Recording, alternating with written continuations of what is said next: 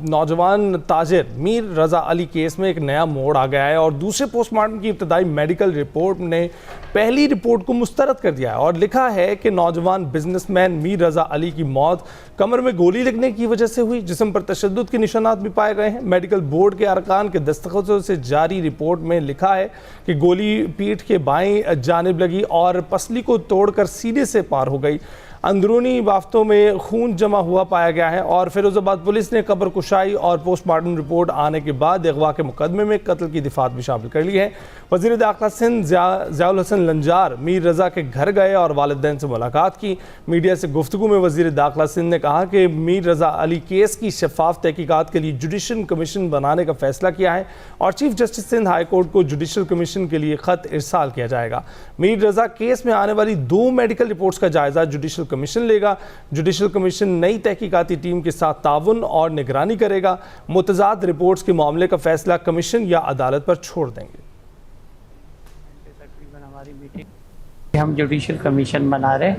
और कल सुबह को हम ख़त लिख देंगे चीफ जस्टिस सिंध को कि वो किसी भी हाई कोर्ट के जज को अपॉइंट कर दें ताकि हमारी जो नई हमने इन्वेस्टिगेशन टीम बनाई है उसके आमिर फारूकी साहब DIG जो हैं वो हेड करेंगे, वो उनके साथ कोऑपरेट भी करे और इन्वेस्टिगेशन भी करे और इनकी फैमिलीज़ के साथ भी कोऑपरेट करे।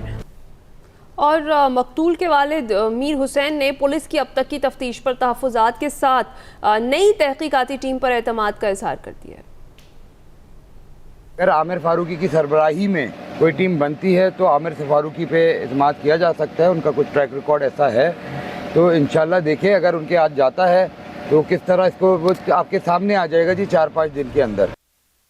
तो कायमा कमेटी बराए दाखिला की जो चेयरपर्सन है फरियाल तालपुर, उन्होंने वज़ीर आला सिंध को वाक़े की शफाफ और गैर जानिबदाराना तहकीकात के लिए जुडिशल कमीशन तश्कील देने की सिफारिश की थी। उधर मेयर कराची मुर्तज़ा वहाब बोले कि जब तक फैमिली तफ्तीश से मुतमईन नहीं होगी तफ्तीश ख़त्म नहीं होगी। मरहूम के इंतकाल के बाद मैं खामोशी से उनके घर गया, उनके वालिद साहब से, वालदा से, उनकी बहन से, चचा से मैंने मुलाकात की और उसमें उन्होंने अपनी गुजारिशात मेरे सामने रखी कि उनके क्या एतराज़ात हैं पुलिस की तफ्तीश के ऊपर। उनका मानना ये था कि ये सुसाइड का केस नहीं और पुलिस सुसाइड की तरफ सोच रही है। मैंने उनको इस बात की यकीन दहानी कराई कि जो भी उनके जहन में सवालात हैं उनको एड्रेस किया जाएगा और जब तक वो मुतमईन नहीं होते इस इन्वेस्टिगेशन को ख़त्म नहीं किया जाएगा। और दूसरी तरफ नई तहकीकाती कमेटी का जो इजलास है उसकी टीम के जो चेयरमैन है DIG crime and investigation Aamir Farooq की सरबराही में आज होगा। मज़ीद क्या तफसीलात हैं, अपडेट्स हैं, वो अपने नुमाइंदे से जानते हैं। साजिद रऊफ़ हमारे साथ मौजूद हैं। Sajid, thank you so much for joining us. ज़रा बताइएगा कि अब तक की केस को लेकर क्या फाइंडिंग्स हैं। देखिए, बिल्कुल जैसे कि आपके इल्म में है कि 28 जुलाई की जो रात ये लड़का जिस नौजवान ताजिर अपने घर से निकला था और फिर 29 जुलाई को जो है इनकी लाश जो है वो कराची के इलाके गुलिस्तान जौहर से एक पहाड़ी सिलसिला है वहाँ से ये लाश मिली थी। इस फौरी तौर पर शनाख्त नहीं हो सकी थी, लेकिन बाद में जब ये बॉडी कानूनी कार्रवाई के लिए अस्पताल मुंतकिल की गई तो उसके बाद फैमिली ने भी जो है उनको जो उनके कपड़ों और जिस्म से जो है वो जो चीज़ें थी उनसे जो है वो शनाख्त किया था। इस वाक़े का मुकदमा फिरोजाबाद थाने में इस नौजवान के अगवा का मुकदमा दर्ज था। ताहम पुलिस ने जब इसकी तहकीकात शुरू की बहुत सारी तकरीबन 80 से ज़ायद जो है वो CCTV फुटेजेस हासिल की। मकतूल के पार्टनर्स, दोस्त और जो जिन लोगों से मकतूल राब्ते में था पुलिस ने उनकी तमाम तफसीलात हासिल की। जो मकतूल की 30 अगस्त को जो है वो निकाह तय था। मकतूल का जिस रात ये मकतूल अपने घर से निकला तो पुलिस ने मकतूल की जो मंगेतर थी जो उस रात मकतूल के से राब्ते में थी उनका बयान भी कलमबंद किया। उनके दोस्त, पार्टनर्स, बहुत सारी इसके अंदर तफ्तीश की गई और पुलिस ने इसकी जियो फेंसिंग भी कराई। जदीद टेक्नोलॉजीज़ के ज़रिए टेक्निकल के ज़रिए जो है इसकी तफ्तीश की गई, लेकिन ये मामला आके वहाँ रुका। पुलिस ने जितनी भी तफ्तीश की उनकी तफ्तीश जो है सिर्फ इस तरफ जारी थी कि नौजवान ने खुदकुशी की है। जो पुलिस ने CCTV फुटेज हासिल की, जैसे कि उनकी शॉप से जब वो अपनी शॉप बंद करके निकले निकले तो उन्होंने अपनी शॉप से अपने जो सिक्योरिटी गार्ड का असला था वो अपने साथ लिया। फिर एक फुटेज ऐसे भी सामने आई कि जिसमें मकतूल नौजवान जो था वो अपना मोबाइल फ़ोन जो है वो फेंकते हुए दिखाई दिया। गुलिस्तान जौहर की मुख्तलिफ गलियों में नौजवान को घूमते हुए देखा गया। ये रात तकरीबन 4 से 4:30-5 बजे का वक्त था जब ये नौजवान जो है वो अकेला गुलिस्तान जौहर के इलाके में ये देखा गया। पुलिस हुकाम ने इसी फुटेजेस और बयानात की रोशनी में जो ये अजम्पशन कर लिया था कि ये नौजवान, ऐसा लगता है कि नौजवान ने खुद को गोली मार के खुदकुशी की, लेकिन बुनियादी वजह ये थी कि क्राइम सीन से ना तो वेपन नहीं मिला था ना ही गोली का खौल मिला था। जबकि जब जो ज़मीन थी जहाँ पर से मकतूल नौजवान की लाश मिली थी वहाँ पे खून भी इतना ज़्यादा नहीं थे कि इससे ये अंदाज़ा लगाया जा सके कि मकतूल नौजवान को इसी मकाम पर कत्ल किया गया है। बहुत से सवालात थे। फिर उसके बाद जो मेडिकल लीगल ऑफिसर की जानिब से जो इनकी पोस्टमार्टम बनाई गई, पोस्टमार्टम रिपोर्ट सामने आई, उसमें भी काफ़ी इफ एंड बट से अगर मैं बात करूं कि इसमें कहाँ गलतियां हुई हैं तो इस केस के अंदर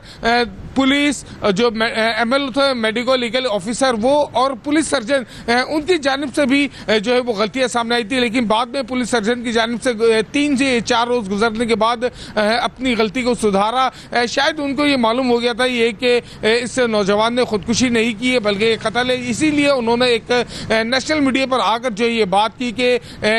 जो पोस्टमार्टम किया गया था उसमें कई सारे जो है वो खामियां थी, तहफुजात थे, जिस पर उन्होंने तकरीबन 14 से ज़ायद जो सवालात उठाए, जिसके बाद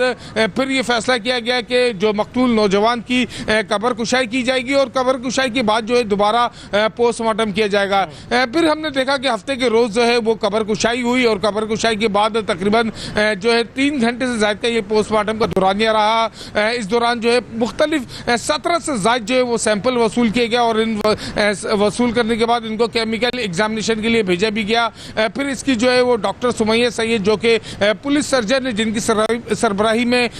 कब्र कुशाई की गई, पोस्टमार्टम किया गया, तो उन्होंने फिर एक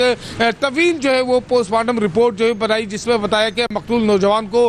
कमर से गोली लगी है जो कि चेस्ट से बाहर हुई है और मकतूल की जो है वो पसलियां टूटी हुई थी। फिर उन्होंने ये भी बताया कि नाज़रीन के साथ ये बताइएगा कि क्या स्टेटस है सिंध हुकूमत का जो फैसला किया गया है जुडिशल कमीशन बनाने के लिए खत लिखने का फैसला है, उस पर कितनी पेशरफ्त हो सकी है अब तक और तहकीकाती टीम जो है उसकी मजीद क्या फाइंडिंग्स हैं? देखिए बिल्कुल जो पहली तहकीकाती टीम बनी थी समीउल्लाह सोमरो की सरबराही में, उस पर जो मकतूल के वालिद थे उनकी जानिब से शदीद तहफ़्फ़ुज़ात का इज़हार किया गया था, वकील की जानिब से शदीद तहफ़्फ़ुज़ात का इज़हार किया गया था। जिसके बाद जब ये मेडिकल बोर्ड की नई टीम नई रिपोर्ट सामने आई तो उसके बाद जो है वो फिर सिंध हुकूमत जो है इस पूरे अमल के अंदर दाखिल हुई और सिंध हुकूमत ने एक नोटिस लिया और नोटिस लेने के बाद जो पुरानी तहकीकाती टीम थी उसको तहलील किया गया और नई DIG आमिर फारूकी की सरबराही में एक नई 5 रुकनी तहकीकाती टीम कमेटी की तश्कील दी गई। और कल हमने ये देखा कि तमाम जो पुरानी जो तहकीकाती टीम थी उसने सारी इन्वेस्टिगेशन जो CCTV फुटेज हासिल की, जो शवाहिद थे, बयानात थे, वो तमाम जो है वो जो नई तहकीकाती टीम है उसके हवाले कर दिया। आज इस तहकीकाती टीम का एक इजलास होगा, साथ ही तहकीकाती टीम आज दोबारा जो है वो आज फर्स्ट टाइम जो है वो मकतूल नौजवान के घर जाएगी और उनके खाना से मुलाकात करेगी। तो साजिद क्या फैमिली नई तहकीकाती टीम पर एतमाद का इजहार कर रही है DIG आमिर फारूक की सरबराही में जो नई कमेटी बनी है तहकीकाती उसके ऊपर?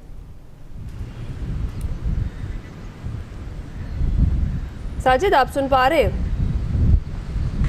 जी। अच्छा, ये जो नई तहकीकाती कमेटी बनी है DIG आमिर फारूक की जो सरबराही में काम करेगी,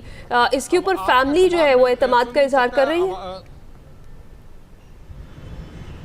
जी बिल्कुल, देखिए कल हमारी बातचीत हुई थी, उन्होंने जो है डॉक्टर जो आमिर फारूकी हैं उन पर जो है वो एतमाद का इजहार किया था, लेकिन साथ साथ ये भी कहा था कि वो देखेंगे कि आइंदा 4 रोज़ में ये तहकीकाती टीम जो है किस तरफ अपनी तफ्तीश को लेके जाती है, उसके बाद ही इस बात का तयन किया जा सकेगा कि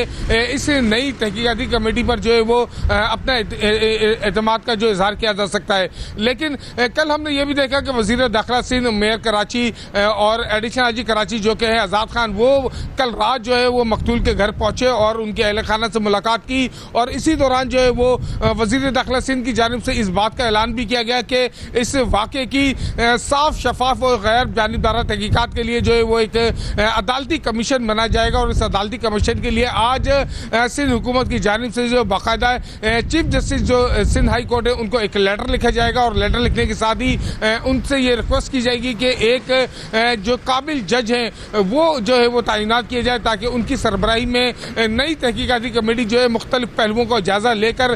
तमाम शवाहिद का जायजा लेकर इस केस को हल करने की कोशिश करे। जी बिल्कुल साजिद, बहुत बहुत शुक्रिया आपका और हम आपसे अपडेट्स यूं ही लेते रहेंगे इस केस पर, क्योंकि बहुत ही ड्रामाई सूरत हाल इख्तियार कर गया है और इसमें जो शाह हुसैन हैं उनके वालिद हैं, उनका ये स्टेप के कब्र कुशाई के लिए जो पहले से मौजूद बोर्ड था उसको तब्दील ना करने पर इसरार किया और उसी को रखने पर इसरार किया और जो अब फाइंडिंग्स आई हैं पोस्टमार्टम की, उससे ये साबित होता है कि इसमें और भी बहुत सारी मिस्ट्रीज़ हैं जो अभी एक्सप्लोर होना बाकी हैं। तो देखते हैं कि ये केस क्या रुख इख्तियार करता है। अभी ब्रेक के बाद हाजिर होंगे।